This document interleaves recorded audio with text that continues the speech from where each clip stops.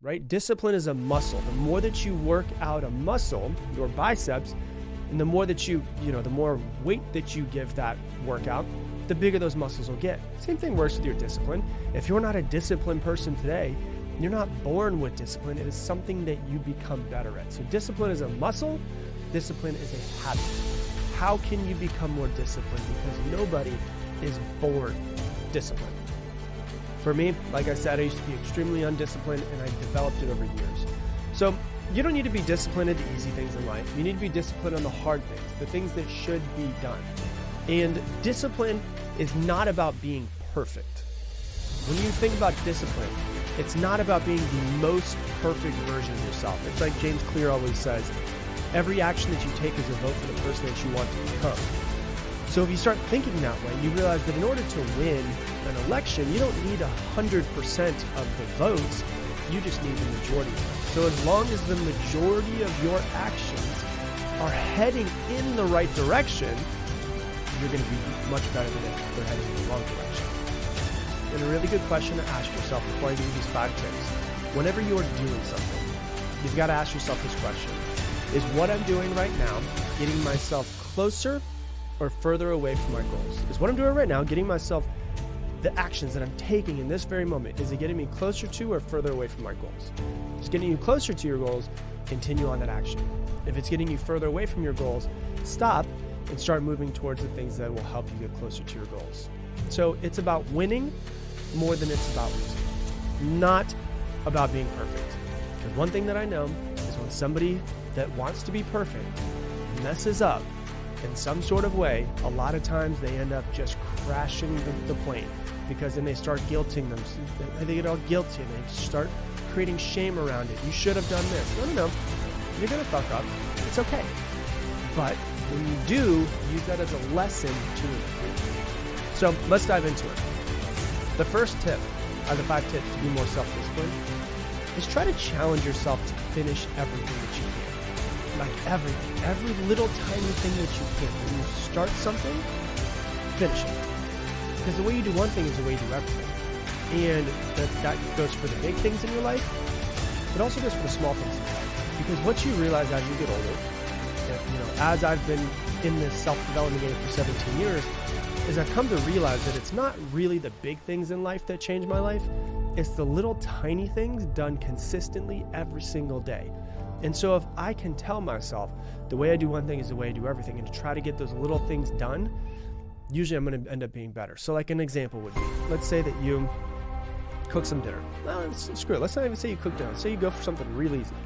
Say you wake up in the morning, you make yourself some oatmeal. You put the oatmeal inside of a bowl, you put some water in it, you throw it inside the microwave. It's on for, 90 seconds. You eat that, and you could immediately go and you could take that bowl of oatmeal and you go, man, that bowl, these oats, they're sticking on the inside of that bowl. Now, you know what I'll do? I'll put it inside of the sink, and I'll put the water, because, I've got to soak it. I've got to soak it to get that shit off the side, right? You could do that. Or if you want to try to finish every single thing that you do and ingrain that into being a type of person that follows through, what's the best thing to do?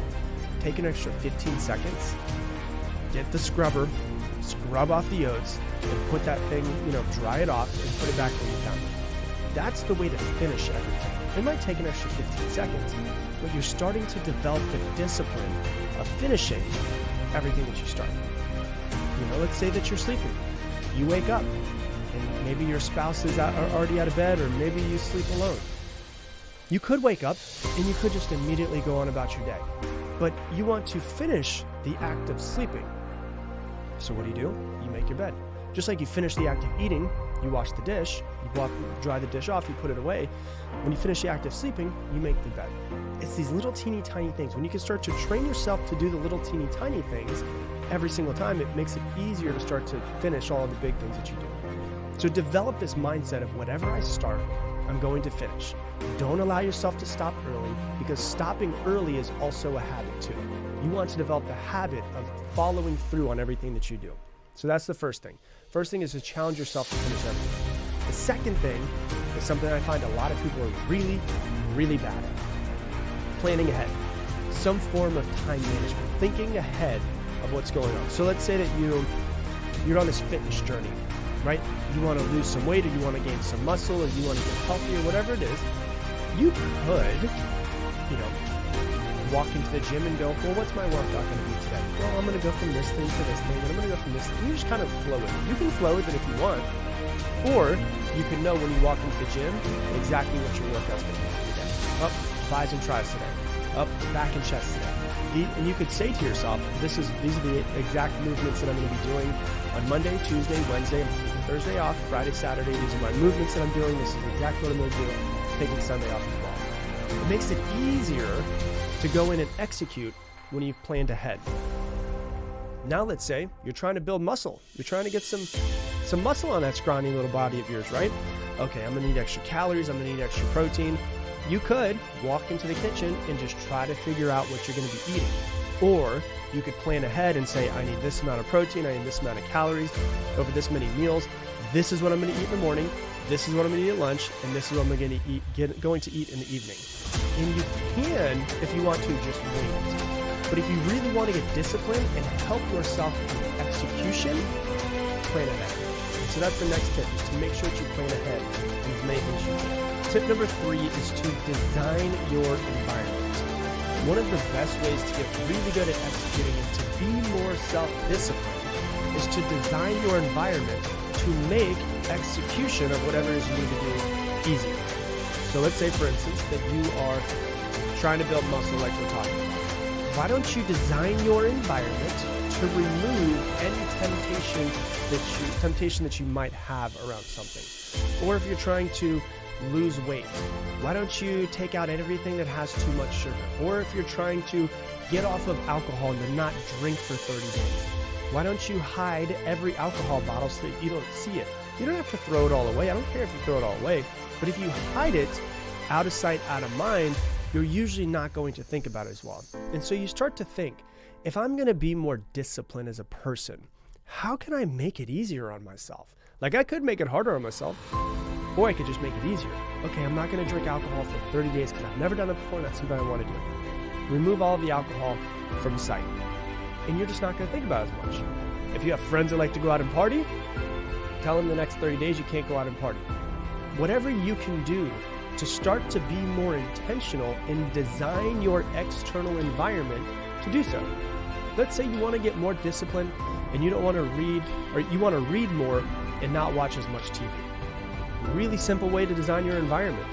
Take your TV off the wall for 30 days, put it inside of a different room or put it inside of a closet, and on your coffee table, put out books. That alone is designing an environment that used to be made to watch TV inside of your living room to now you have an environment that is designed to reading. And so it just makes it easier to get into the habit to take the right actions when you design your environment correctly. So when you look at how you want to be more self-disciplined, ask yourself this question: how can I design my environment to make taking that action easier on myself? Simple. That's number 3. Number 4.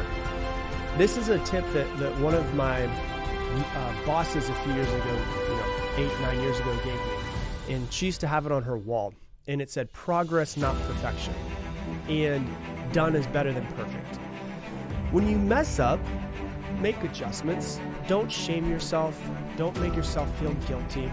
When you mess up and something didn't go exactly the way that you wanted it to, maybe you tried not to drink alcohol and somehow alcohol slipped into your face, right? Like, that's just happened. Oops, I just opened my mouth and alcohol fell in.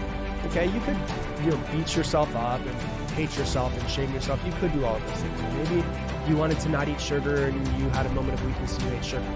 Instead of, when you mess up, just beating yourself up, make small adjustments. Okay, let me take a step back. I had a moment of weakness, fucked up. What can I do to make sure that doesn't happen? Because what most people do is we shame ourselves, we guilt ourselves. I should have done better. What did I do wrong? I screwed that up. I always screw this up. Man, I'm never going to be able to create the life that I wanted, the body I wanted, the mindset I wanted, the business that I want. And we start to beat ourselves up. Instead of beating ourselves up, what we do, step back and make adjustments. Step back, dude. Chill out. Stop being such an asshole to yourself. Chill. And we go, okay, I messed up. I have been doing really good. It's about progress, not perfection. Let's say that your goal is to work out every day for the next 30 days. And then day 13, you didn't plan accordingly. You got 12 days in, you get all 12 days. Day 13, you screw up. What happens normally? People get pissed off themselves, they shame themselves. Damn it, I always do this. And they focus on the one time they screwed up versus the 12 days in a row where they actually had progress. It's about progress, not perfection. You remind yourself of how well you've been doing. You see your moment of weakness. You see where you screwed up. Make adjustments so that you can make sure that you try to get around that again. So you take a step back. You see what happened. You stop judging yourself. Make a plan to get it done. So that's number 4. Focus on progress, not perfection. And number 5, reward yourself. Right? Like, if your goal is to try to do incredible with your health over the next 30 days, give yourself a cheat meal every once in a while. It's a lot easier to go, like, if you're like, I'm going to eat really healthy for 30 days, if at one day if you know at day 15, okay, I'm going to go on this 30-day journey. On day 15, I'm going to get one cheat meal. And that one cheat meal is going to be, I don't know, it's going to be a big ass pizza and it's going to be 2 margaritas, whatever it is, right? Then what happens is day 1 through 14, I'm like, I got to be disciplined. I got to be disciplined. I got to be disciplined. I got to be disciplined because I'm going to have a reward at day 15. Day 15, we go balls to the wall, margaritas and pizzas and all of that fun stuff. So that it's so much that I'm like, you know what? I need another 2 weeks off. And then over those 30 days, I had one crazy meal where I had a whole bunch of fun and I got everything that I wanted, but I got my fill. Now I can go for another 14 days. And so how can you develop a system of actually rewarding yourself? When I used to do, another example completely different, when I used to do 100 sales phone calls, right? We would do 100 sales phone calls. One of my managers taught me how to do this, and he was like, hey, what's your favorite candy? I was like, Skittles. He's like, okay, I want you to buy a bag of Skittles. I want you to bring them to the office tomorrow. I'm like, okay, cool. He goes, okay, what I want you to do is I want you to put 3 Skittles out in front of you, another 3 Skittles out in front of you, another. And every single time that you get 10 phone calls done, give yourself 3 Skittles. And you get another 10 phone calls done, give yourself 3 Skittles. And I started doing this over and over and over again. And it drove me to take the action that I needed to take because I wanted the Skittles. And I got the 10 phone calls done, I ate 3 Skittles. Oh my God, that was so good. Okay, I can't skip ahead. Let me go ahead and get another 10 done.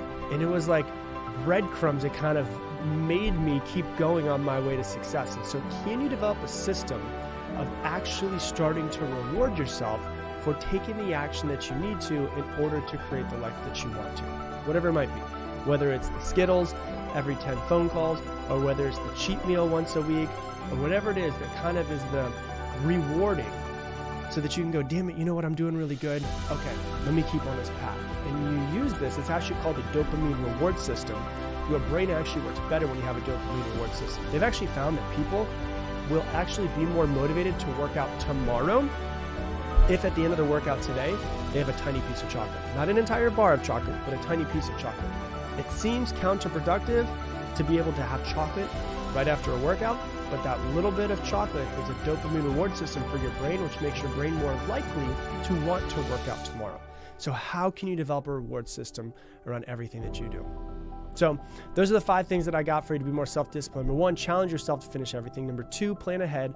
Number 3, design your environment. Number 4, focus on progress, not perfection. And number 5, make sure to reward yourself.